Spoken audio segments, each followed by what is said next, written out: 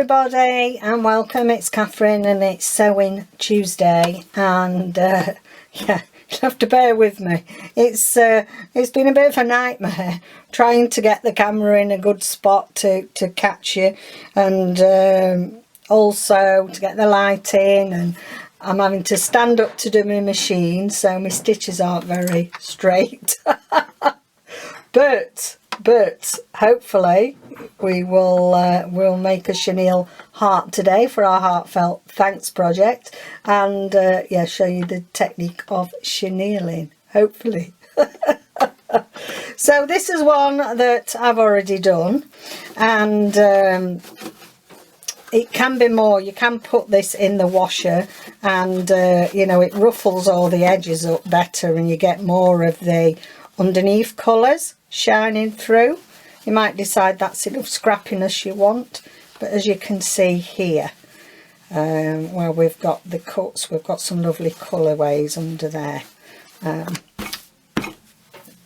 So there we go. Right, so I've half done this. As I say, my stitches are skew width because I'm standing up, and do you know, you get used to not using a presser foot, but you know, the foot pedal, because my brother, that is the one good thing I like about my brother, it is automatic, because it's, you know, saves on your knees. But this little one for demonstration it's not all singing or dancing. So what you need is, you've got your bottom layer. Just gonna have a drink, sorry. It's all this fluff.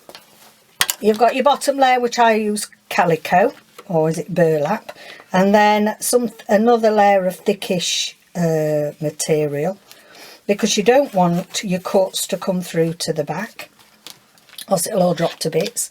And then underneath this layer, so if I show you on here, put that there, this one, I've got all sorts of scraps of material, and we'll see how I prefer to do it with the scraps of cotton, your leftovers, but I'm going to try my scraps of material with this one, just see how effective.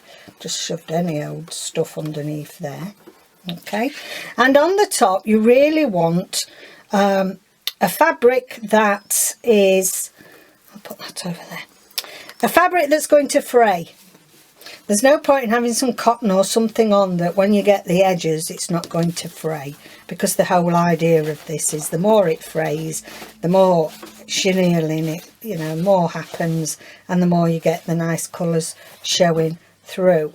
So yeah, this is just a bit of like wool material that I'd got left over in my stash. Now I was going to do it twin needling, as I said yesterday, but the twin needle I got wasn't thick enough. It wasn't thick enough for all these layers, and it was just getting tangled. So we're doing it single. That's fine. We'll do the twin needling effect another day. You need at least a 90 needle, which is a 14. So I don't know if overseas, you know, out of Europe you call it, you go up in 10s, 12s, 14s for your needle size. About a 90, which is roughly, a jeans needle is about 100. So about a 90, because you're going through 4 layers of thickness. And the other thing that you need, I mean, if you don't use the 90, it'll just keep breaking. You need this presser foot. So this is the presser foot that usually comes with most machines, even the ones that are inexpensive. And this has got a spring on here. So this is a quilting presser foot. You can see it moves like that. And that is so that it can go over the thickness. There's no point in having an ordinary, say for example, this is my just normal quilting foot, just for doing on cotton, or you know, normal presser feet, because you need to have that bit of a leeway for it to get through the layers. So you shouldn't have to go out and buy one, because usually that should come, the quilting foot should come with your machine. Okay, so I've done most of it. I've done this or some of it already. As I say, I'm not my best lines because I'm standing up I'm at an arm's distance to do it, and it's not easy, but I'm going to give you the idea. We'll start this way actually, so we've got a bit of a guide. Okay, so press a foot down. With this sort of thing, you want a little bit of an extra tails on the end of your machine so that it's not going to start coming undone. And I always start with my needle downwards, especially when you're going through all these layers. That's a good practice to be in. Okay, now I apologise, it's going to be noisy. I'm only going to do a few. I'm not going to fast forward it because, one, we don't know how to do that. We don't know how to fast forward yet. I don't want you to, I'm teaching you a technique, so, sorry, it's going to be noisy because I'm teaching you a technique on the sewing machine. And I'm sure most of you don't mind at all, but, this is what we're doing, so get off we go.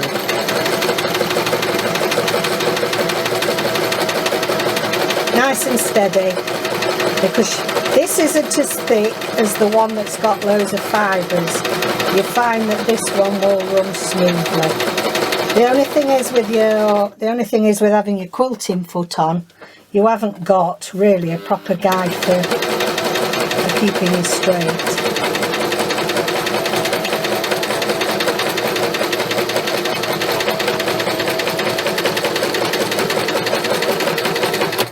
Back stitch at the end.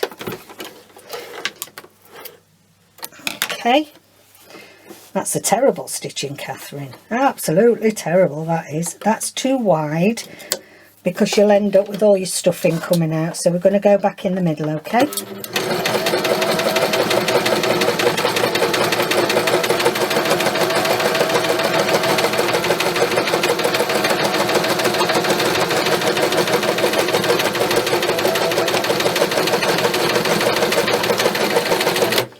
Okay, doesn't need to be precise because it's scrappy-do. That's the idea behind it. So about the depth of your quilting foot there.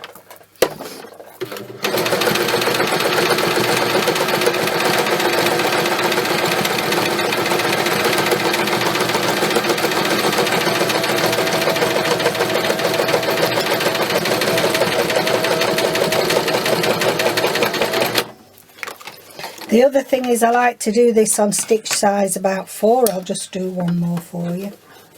About stitch size 4, because of all the layers and because you're using a lot of tufted material, you really need a bigger stitch. If you use a smaller stitch than about a 4, you're really starting to have the stitches disappear within the wool, and you struggle to see them. Now this is just a cheap machine, £100 machine, and it goes up to stitch size 4, so you should be able to on any of your machines.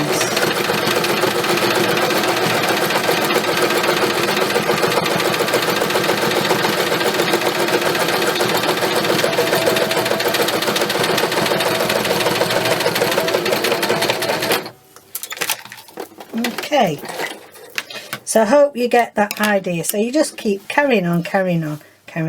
Right guys, I am going to move this out my way a bit now because we're done with that fork now. I'm going to turn that off.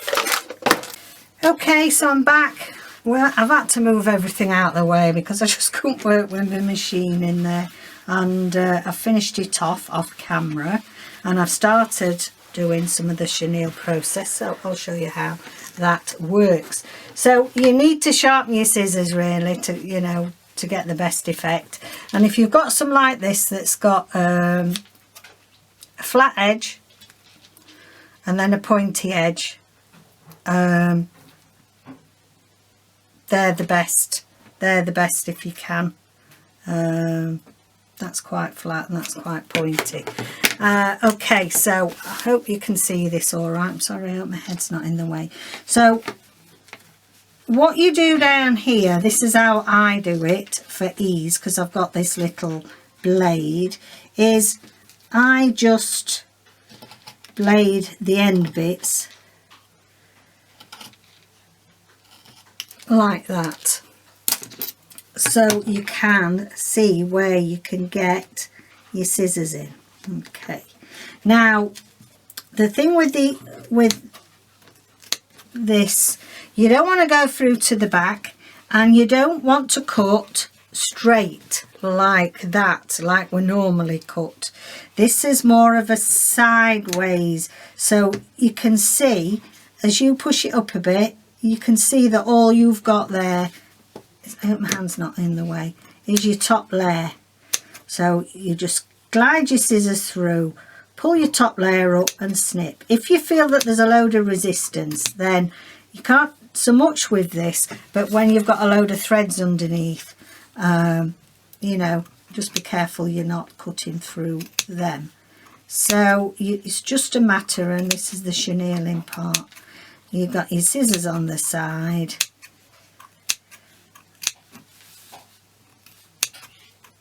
and keep going, and don't go right to the top at the end. I mean, if you were going to be doing a journal, you could, as far as you go, I would neaten, if this was say a journal cover, I'd neaten it off so that you're not getting it all coming undone. Okay, so it's a matter then of getting to, so that one's missed a bit there. There we go. So again, on the side, move it along.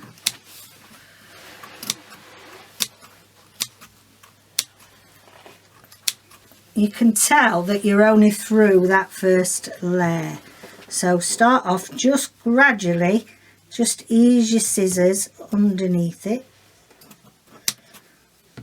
and pull, and you can see, look, can you, hopefully you can see that I'm actually tunneling, I'm just tunneling through the top layer, and I'm not doing it like that because you're more likely to cut through where you don't want. So just on the sideways movement, so tunnel underneath a small way and snip, tunnel and snip. Don't half make your arm ache. It doesn't have to make your arm ache, don't we suffer for our craft. Some might think it's a lot of faffing, but I think it gives, I mean, if, you know, you can make cushion covers like this and fabulous, and a fabulous chenilling effect. Just do one more for you, so we're away on the side now. Bit of resistance there, so you might just need to just put a little bit, that's it. So it's a matter of small sure snips. I wouldn't think you can do these with snippers because you really need to have this ability for your scissors to tunnel under a little way so that you know you're not cutting the wrong bit. Now, the difference with these is, if you look at the one I did earlier, this has got a different effect in a way. Do you like my brush? Do you like me brushing? This has got the fibres coming up and part of the effect with that. Now with this, if you are wanting it to be more of a definite, can you see how the more that you tatter it up, and washing machine will really tatter it for you. Tatter it, I don't know if that's a word, but you can see there more that we get in the colours, more of the slices of patterned fabric underneath, so that gives you a different effect. Now the other thing you can do, if you're wanting this to be more of an effect,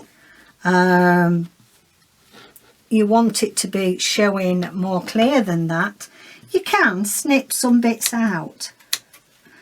Just very carefully snip a bit of your top layer out, and you start to get, and you can do it in different places, so we'll think, right, oh, we'll have a bit of this out, don't we? Make sure you don't cut your stitches though, or else it'll all flumble to bits. What we got up here, let's have a look. We'll have a bit at this side. So I would cut a little bit of that out. And you've got more of, you can see there, look, as it gets more tattered, you've got more of an effect. Let's have a bit of this out. More of an effect of what's in the layers below. Like that. So can you see there that if you snip a bit of your, once you've snipped it, if we snip some of the side bits away, you get a little bit more of the underneath showing through. And it depends what effect you're wanting, really. So hope that makes sense. We're going to just cut this heart out of this one because we're doing our slow stitch project, and you can see there's all the bits of fluff and stuff coming out. So I've just put my template on the back. You do really want to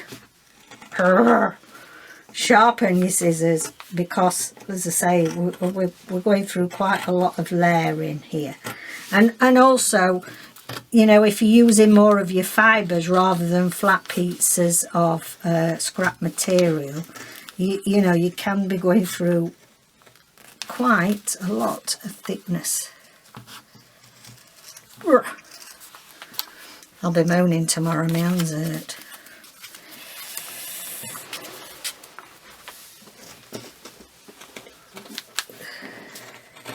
If you're wanting this for, you know, you want to make it a bit more, your heart a bit more stable. Oh, love it, love it.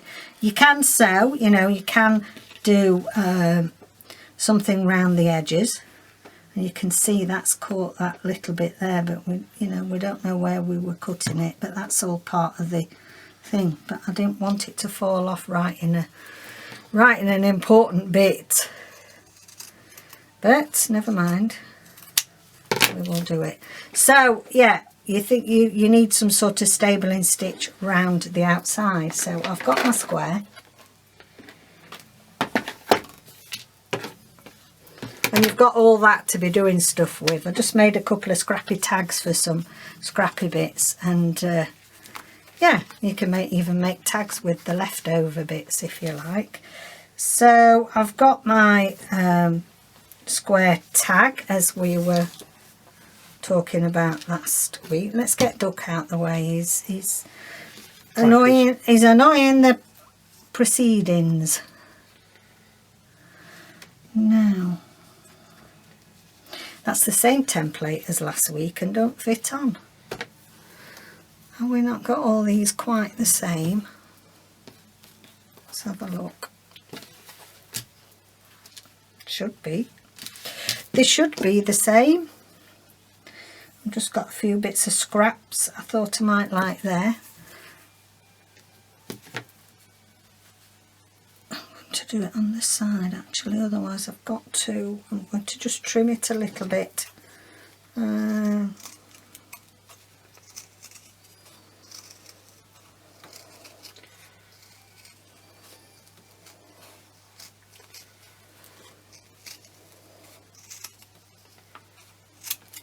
Oops, suddenly give way that.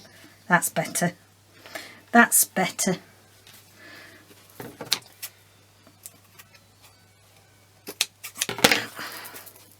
There we go. And there we've got the, you know, we've got our chenille heart for our next. Got fluff everywhere. I'll be picking it off my clothes for days. So I'm going to carry on with this, just doing some slow stitch. I'm going to put a plain backing, I think, on it this week, and I want the heart to really do the talking. I want that to be really the star of the show. So, you know, we don't need, there's even bits under there, look. I might have a fiddle about with that, and I quite like that all in different layers at the bottom. Yeah.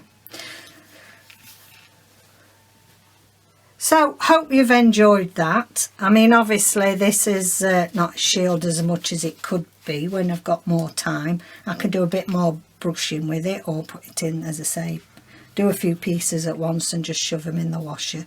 So I hope you've enjoyed that. That is the process of chenilling, and I think it's a wonderful technique to add to your stash of techniques, and hope you have a go with that. I know it's quite tricky to get into at first, but yeah, once you do, there's the effects you can get from it are limitless, really. You can do all sorts with it. So any problems, or you're having any, you're not quite sure of any of the processes I've gone through it, please don't hesitate to get in touch with me. I'm only too happy to help you out, and I'll show you the finished piece on Friday. Now, for those of you that haven't got a machine, I've not seen it done without the machine, but I'm going to have a little go. Perhaps you could use back stitch, so you've got the good strong stitches, and you probably can still get the same effect. So I'll have a little go at that for those of you that don't have a machine. And also I was going to show you hand quilting, some hand quilting stitches. I will do that next week, because really you want quite a flat piece of work to be doing that. So I think we will cover that next week. So thank you so much for joining me for Tuesday sewing. I'm going to be picking bits of material and stuff off me forever. Even the dog's got bits of fluff and fur inside his fur, because you know what it's like, you start doing tatty stuff and the fibres get everywhere. So thanks for joining me. Take care, and I'll see you next video. Bye for now.